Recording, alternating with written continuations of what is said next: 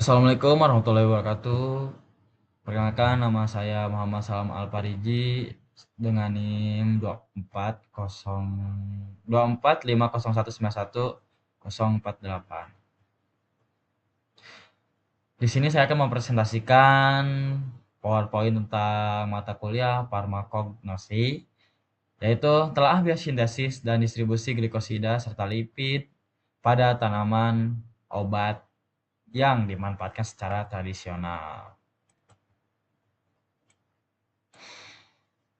Oke, pendahuluan.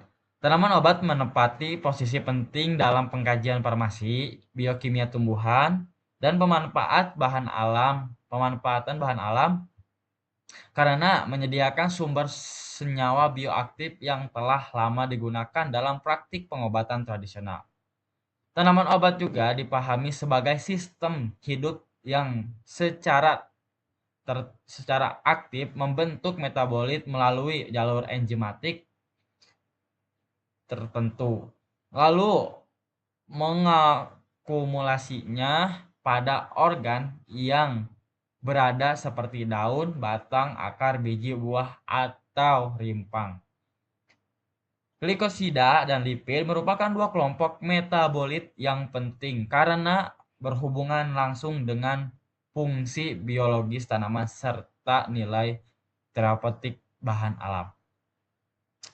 Glikosida pada umumnya tersusun atas bagian gula yang disebut sebagai glikon dan bagian non-gula yang disebut juga dengan aglikon. Kalau gula itu glikon, kalau non-gula itu aglikon. Lipid berada dalam kelompok metabolit primer yang berperan dalam pembentukan membran, penyimpanan energi, pelindungan permukaan sel, dan penyediaan prekursor bagi senyawa-sinyal tertentu. Adapun metode penelitian yang digunakan pada makalah, proses biosintesis glikosida dan lipid, pola distribusinya pada berbagai tanaman obat, serta keterkaitannya dengan pemanfaatan tradisional berbasis bahan alam oleh masyarakat. Jadi makalah ini disusun melalui telaah literatur dan ulasan ilmiah dari berbagai sumber penelitian farmakologi dan fitokimia.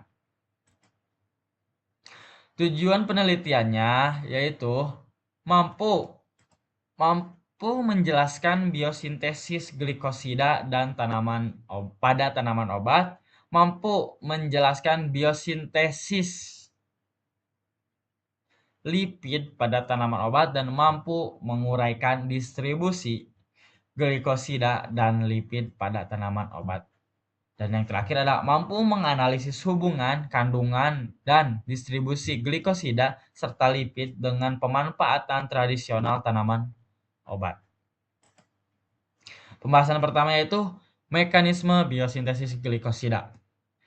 Tahap awal adalah pembentukan aglikon melalui jalur metabolisme sekunder yang sesuai dengan kerangka senyawa dasarnya. Aglikon itu non-gula.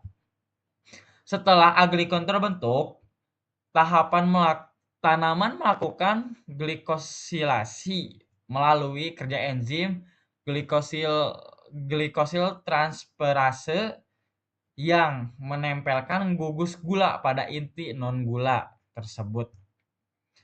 Proses ini mengubah sifat kimia aglikon menjadi lebih stabil, lebih mudah ditempatkan atau disimpan. Yang ketiga yaitu sintesis glikosida dipengaruhi oleh dua faktor. Yang pertama faktor internal seperti spesies, varietas, dan umur. Dan yang kedua itu faktor eksternal yaitu seperti cahaya, suhu, nutrisi, dan air. Akan dijelaskan di slide selanjutnya yaitu faktor yang mempengaruhi glikosida. Lebih detail di slide ini. Sintesis glikosida dipengaruhi oleh faktor internal dan eksternal seperti yang saya bacakan sebelumnya. Faktor internal meliputi seperti spesies, varietas, umur tanaman, fase pertumbuhan, diferensiasi organ, dan kapasitas enzimatik jaringan tersebut. Faktor eksternalnya mencakup cahaya, nutrisi, suhu, air, dan cekaman lingkungan. Dan yang terakhir, kandungan glikosida pada tanaman obat bukan sifat yang sepenuhnya tetap. Seperti itu. Selanjutnya, ada jalur biosintesis lipid. Lipid pada tanaman merupakan kelompok senyawa yang terutama berada dalam ranah metabolit primer. Biosintesis lipid berlangsung melalui jalur metabolisme primer. Karbon hasil fotosintesis diubah menjadi asetil-CoA. Kemudian dirubah lagi menjadi lemak. Gitu. Seperti dari karbon hasil fotosintesis itu diubah menjadi asetil-CoA dan diubah lagi menjadi asam lemak. Selanjutnya ada proses produk akhir digunakan untuk membentuk membran, cadangan energi, dan lapisan pelindung. Seperti itu. Selanjutnya, yang keempat ada peran lipid pada tanaman. Lipid itu menjaga integritas dan fluiditas membran, menyimpan energi dan membantu pembentukan kutikula, mendukung respon tanaman terhadap stres lingkungan, dan dalam tanaman obat, lipid berkaitan dengan perlindungan jaringan dan aktivitas biologis tertentu. Yang kelima ya berarti. Distribusi senyawa tanaman, yaitu distribusi glikosida dan lipid tidak berlangsung secara merata. Seperti itu. Akumulasi senyawa dipengaruhi oleh seperti tadi spesies, organ tanamannya, kondisi lingkungan. Dan daun menjadi lokasi akumulasi penting karena apa? Karena aktif dalam proses fotosintesis dan metabolisme sekunder. Distribusi senyawa harus dipahami secara spesifik pada setiap tanaman. Nah, yang ke-6 berarti relevansi pemanfaatan tradisional. Masyarakat memanfaatkan berbagai tanaman yang dianggap manjur.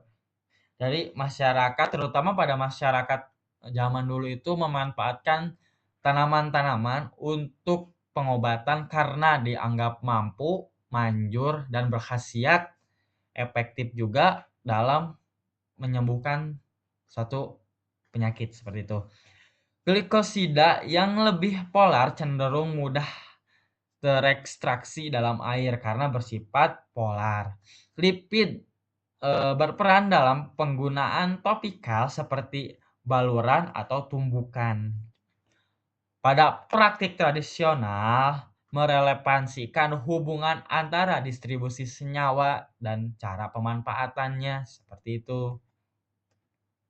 Nah, oke, slide terakhir tentang kesimpulan. Kesimpulannya yaitu glikosida sebagai metabolit sekunder dan lipid sebagai metabolit primer merupakan senyawa penting yang ada pada tanaman obat yang membentuk melalui proses biosintesis yang berbeda yang dipengaruhi oleh dua faktor, yaitu faktor internal dan faktor eksternal seperti serta terdistribusi tidak merata.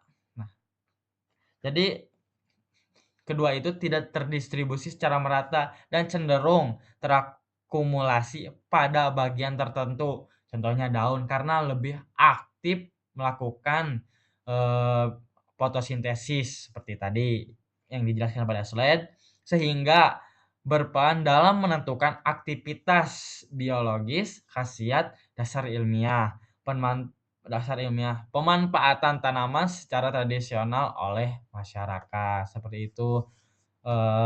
Selanjutnya mungkin mohon maaf bila ada kesalahan atau kurang detail dalam penjelasan saya mempresentasikan.